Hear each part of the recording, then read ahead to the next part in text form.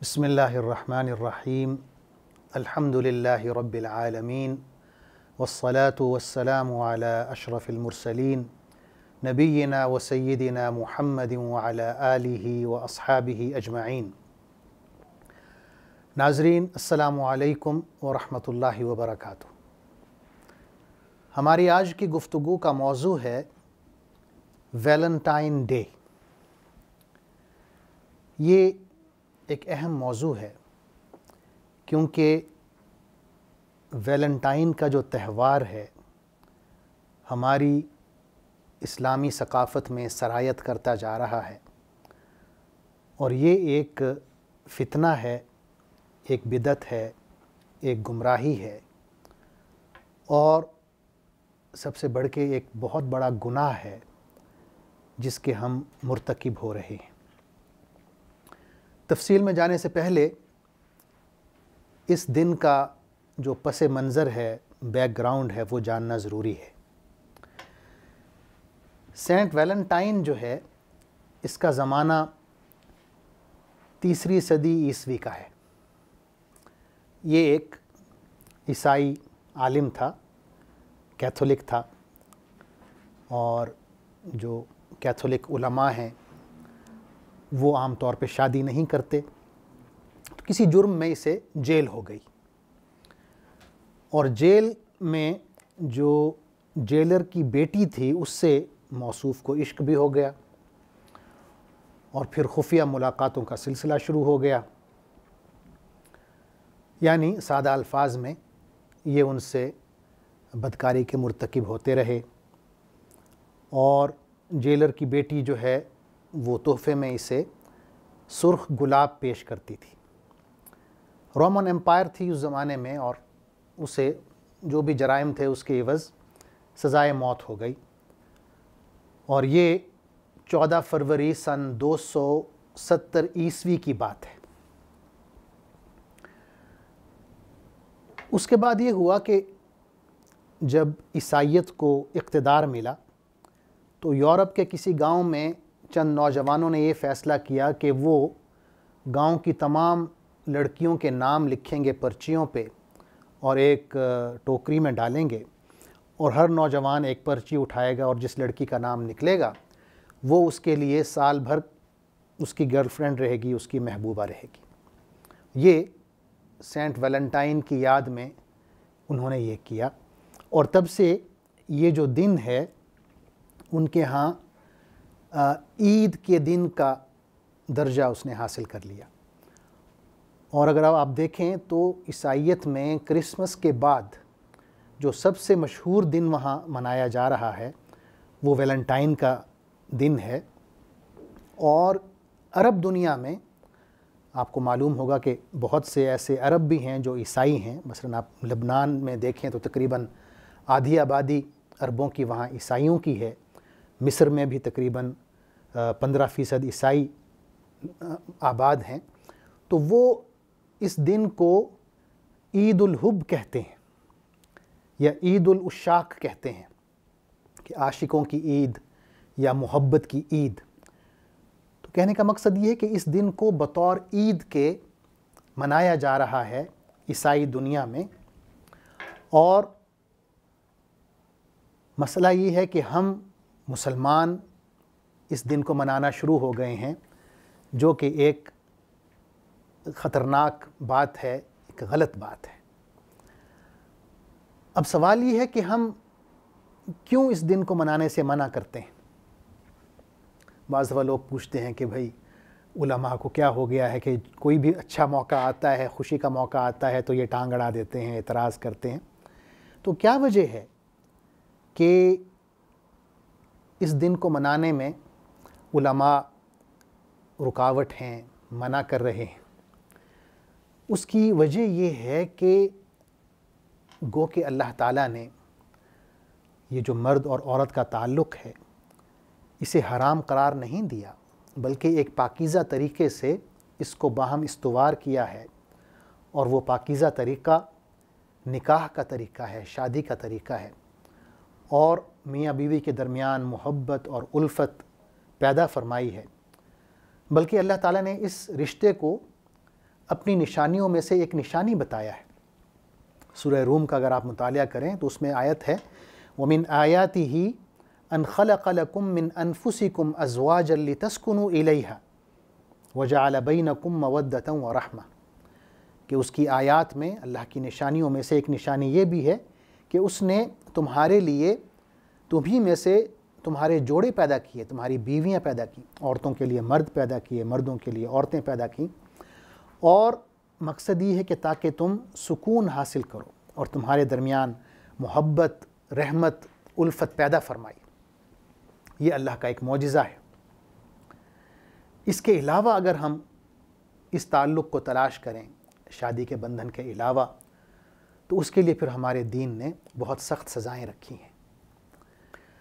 ایک وجہ یہ بھی ہے منع کرنے کی کہ شادی کے بندھن کے علاوہ جو بھی تعلق انسان قائم کرتا ہے غیر محرم عورتوں سے، یا کوئی بھی عورت کسی غیر محرم مرد سے تعلق قائم کرتی ہے، تو اسلام اسے سخت ناپسند کرتا ہے اور اسے فحاشی اور عریانی کے زمرے میں لاتا ہے۔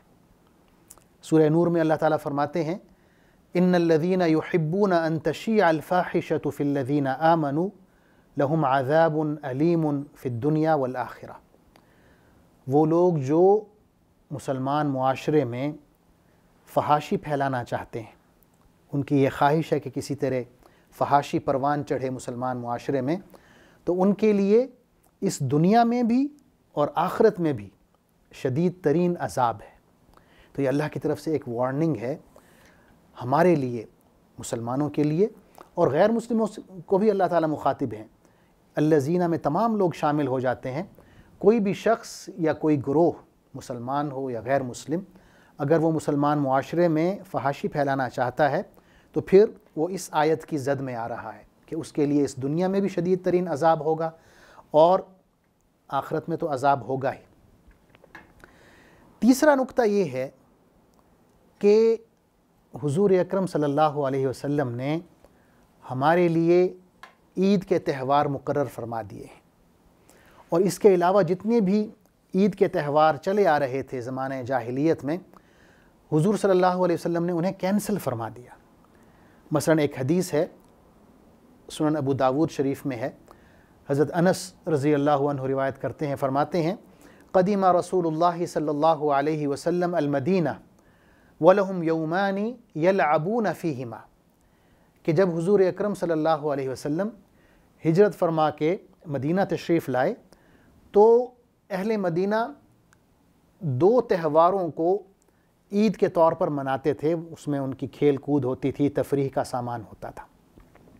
تو حضور صلی اللہ علیہ وسلم نے پوچھا ما هذان الیومان، کہ یہ جو دو دن ہیں جن کو آپ بطور عید کے منا رہے ہیں، یہ کیا دن ہیں؟ تو آپ نے فرمایا، تو لوگوں نے کہا قالوا كنا نلعب فيهما في الجاہلیہ، کہ ان دو دنوں میں ہم اپنا تفریح کا سامان کرتے ہیں، زمانہ جاہلیت سے یہ دن چلے آ رہے ہیں۔ تو حضور صلی اللہ علیہ وسلم نے فرمایا ان اللہ قد ابدلکم بہما خیرا منہما یوم الاضحیٰ و یوم الفطر، کہ اللہ تعالیٰ نے ان دو دنوں کے عوض، یہ جو دو دن تم زمانہ جاہلیت سے مناتے چلے آ رہے ہو، ان دو دنوں کے بدلے اللہ تعالیٰ نے ان سے بھی بہتر دن تمہیں عطا کر دیے ہیں۔ عید الاضحیٰ کا دن ہے اور عید الفطر کا دن ہے۔ تو یہ دو عیدیں حضور اکرم صلی اللہ علیہ وسلم نے ہمارے لیے مقرر فرمائیں، اور اس حکم کے ذریعے جو پہلے کی عیدیں چلی آ رہی تھیں زمانہ جاہلیت سے، انہیں آپ صلی اللہ علیہ وسلم نے ختم کر دیا، انہیں کینسل فرما دیا۔ تو اس سے یہ ثابت ہوتا ہے کہ ہر وہ عید جو اہل اسلام کی عید نہیں ہے، اس کا منانا ہمارے لیے جائز نہیں ہے۔ تو یہ ایک لمحہ فکریہ ہے، اور حضور صلی اللہ علیہ وسلم نے ایک اور تنبیہ بھی فرمائی ہے۔ آپ نے فرمایا ہے من تشبہ بقوم فہو منہم، جو شخص کسی قوم سے مشابہت اختیار کرے گا وہ انہی میں سے شمار ہوگا، اور قیامت کے دن بھی انہی میں سے اٹھایا جائے گا۔ اسی طرح ایک اور تنبیہ فرمائی ہے، وارننگ دی ہے حضور صلی اللہ علیہ وسلم نے۔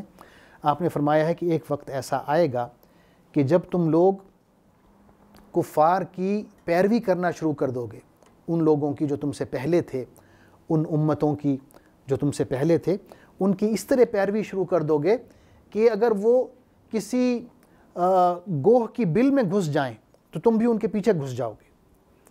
تو صحابہ فرماتے ہیں کہ ہم نے حضور صلی اللہ علیہ وسلم سے پوچھا کہ اے اللہ کے رسول کیا آپ یہود و نصارہ کی بات کر رہے ہیں؟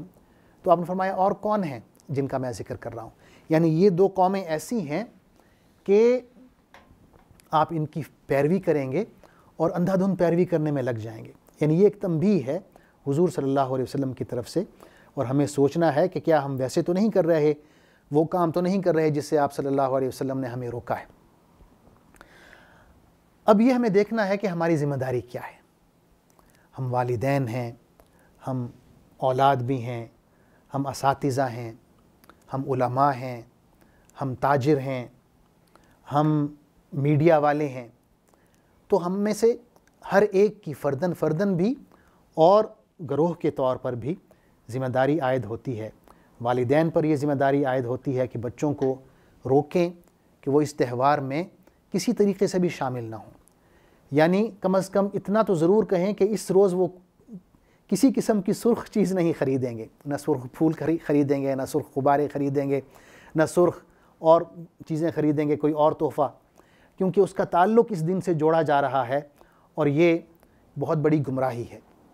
اسی طرح اللہ تعالیٰ نے بعض بچوں کو بہت ہدایت دی ہوتی ہے، سمجھ دی ہوتی ہے، وہ اپنے والدین کو بھی ادب سے احترام سے ٹوک سکتے ہیں۔ اگر وہ دیکھیں کہ والدین اس گمراہی میں مبتلا ہو رہے ہیں تو بچوں پر بھی یہ فرض عائد ہوتا ہے، اگر اللہ نے انہیں شعور دیا ہے تو والدین کو وہ احترام سے روک سکتے ہیں۔ اسی طرح اساتذہ کی ذمہ داری ہے کہ وہ اپنے کلاس رومز میں بچوں کو اخلاق کے حوالے سے تربیت دیں، اس دن کے حوالے سے انہیں تنبیہ کریں کہ یہ ایک مشرکانہ تہوار ہے، اسلام سے بہت پہلے کا چلا آ رہا ہے، اور کس طرح اس کی شروعات ہوئی ہیں ایک ایسے شخص سے جو بے راہ روی کا اور بدکاری کا شکار رہا اور آخر میں اسے اپنے اس جرائم پر سزائے موت ہوئی۔ اس کے یاد میں یہ دن منایا جا رہا ہے اور اسے بڑھا چڑھا کر اس کا تذکرہ کیا جا رہا ہے۔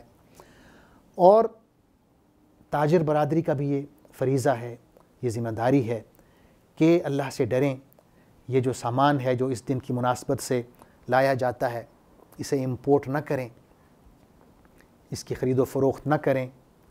اسی طرح ہمارے جو علماء ہیں، ائمہ مساجد ہیں، خطباء ہیں، ان کی بھی ذمہ داری بنتی ہے کہ منبر رسول صلی اللہ علیہ وسلم کو اس مقصد کے لیے استعمال کریں۔ یہ جو بدعت اور گمراہی ہمارے درمیان پھیل رہی ہے اس سے خبردار کریں، لوگوں کو روکیں۔ اور آخر میں میڈیا کی ذمہ داری بنتی ہے کہ اسلامی تشخص کو نہ کھوئیں، ان لوگوں میں شامل نہ ہوں جو فحاشی پھیلا رہے ہیں، بلکہ ان لوگوں میں شامل ہوں جو فحاشی کو روکنے والے ہیں، فحاشی کے آگے بند باندھنے والے ہیں۔ آخر میں ایک ریسرچ کا ذکر کرتا ہوں جو مصر کی یونیورسٹی ہے، جامعہ قاہرہ، کیرو یونیورسٹی، انہوں نے کی ہے۔ انہوں نے کئی ہزار شادی شدہ جوڑوں کی انٹرویو لیا، سروے کیا، اور وہ اس نتیجے پر پہنچے کہ وہ شادیاں جو پہلے ایک محبت کی کہانی سے گزری ہیں، یعنی پہلے لڑکا اور لڑکی میں محبت کا سلسلہ شروع ہوا اور پھر وہ شادی پر جا کے ختم ہوا، تو وہ کہتے ہیں کہ ایسی جو شادیاں ہیں وہ 88% ناکام ہوئیں، اور وہ شادیاں جس میں والدین شریک تھے، بزرگ شریک تھے، ان کی رہنمائی شامل تھی، وہ 70% ہیں جو کامیاب ہوئے۔ تو یہ ایک بہت بڑا فیکٹر ہے ہمارا جو خاندانی نظام ہے اس کے ناکام ہونے کا، کہ لڑکا لڑکی خود سے کوئی فیصلہ کر لیتے ہیں اور گمراہ ہو جاتے ہیں، سیدھے راہ سے بھٹک جاتے ہیں۔ اور یہاں تک بھی سنا گیا ہے کہ بعض خواتین یہ کہتی ہیں کہ اگر ہم ویلنٹائن والے دن اپنے خامند کو کوئی تحفہ دے دیں تو کیا یہ غلط ہے؟ تو بھائی یہ بھی تو آپ سوچیں کہ آپ اپنی نسبت کس سے جوڑ رہے ہیں، یعنی اس فضول آدمی سے، بدکار آدمی سے اپنی نسبت جوڑ رہے ہیں۔ ہمارے لیے جو رول ماڈل ہے وہ حضور اکرم صلی اللہ علیہ وسلم کی ذات ہیں اور آپ کی ازواج مطہرات ہیں۔ حضور صلی اللہ علیہ وسلم جس طرح آپ کا تعلق تھا اپنی ازواج مطہرات سے، اس کی ہمیں پیروی کرنی چاہیے۔ حضور صلی اللہ علیہ وسلم فرماتے ہیں خیرکم لأہلہ وأنا خیرکم لأہلی، کہ تم میں سے بہترین شخص وہ ہے جو اپنی بیوی کے ساتھ بہترین ہے، اخلاق میں اچھا ہے، اور میں تم میں سے سب سے بہتر ہوں اپنی بیویوں کے ساتھ۔ تو یہ ایک طریقہ ہے، یہ ایک ماڈل ہے، نمونہ ہے جو حضور صلی اللہ علیہ وسلم پیش کر رہے ہیں۔ ہمیں آپ کا اتباع کرنا چاہیے، نہ کہ وہ لوگ جنہیں دنیا نے بدکار کہہ کے سزائے موت دی، اور ایسا تہوار جس کا اسلام سے کوئی تعلق نہیں ہے۔ تو اس سے ہمیں بچنا چاہیے، اس سے دور بھاگنا چاہیے، اور اپنے آپ کو، اپنے بچوں کو، اپنے طالب علموں کو، اپنے سننے والوں کو، خواہ وہ بطور طالب علم سن رہے ہوں یا مسجد میں ہمارے نمازی ہوں اور آپ امام ہیں، آپ کا خطبہ سن رہے ہوں، ہم سب پر یہ فرض ہوتا ہے، تاجروں پر بھی یہ فرض ہوتا ہے کہ ایسی چیزیں درآمد نہ کریں جو اس دن کی مناسبت سے استعمال کی جاتی ہیں۔ اللہ تعالیٰ سے دعا ہے کہ ہمیں حضور اکرم صلی اللہ علیہ وسلم کی سنت کا اتباع کرنے کی توفیق عطا فرمائے، اور ایسی گمراہیوں سے بچنے کی توفیق عطا فرمائے جن کا اسلام سے کوئی تعلق نہیں ہے۔ آمین۔ والسلام علیکم ورحمۃ اللہ وبرکاتہ۔ اللہم صلی علی سیدنا محمد وعلی آلہ وصحبہ وسلم۔ اللہم صلی علی سیدنا محمد وعلی